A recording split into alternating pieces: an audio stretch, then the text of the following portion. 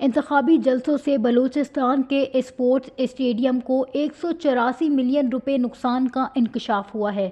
Social media پر صارفین کی جانب سے نگراں سرکار اور وزارت کھیل کو طنز کا نشانہ بنایا جا رہا ہے۔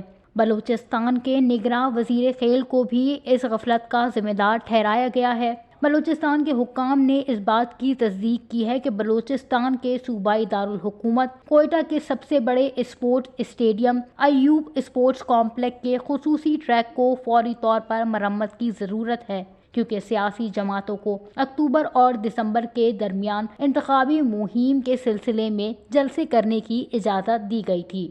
یاد رہے کہ ٹارٹن ٹریک جون 2022 میں 13.6 ملین روپے کی لاگت سے بنایا گیا تھا۔ اس وقت نگراں وزیر کھیل جمال ریسانی تھے، جن کا تعلق پاکستان پیپلز پارٹی سے ہے۔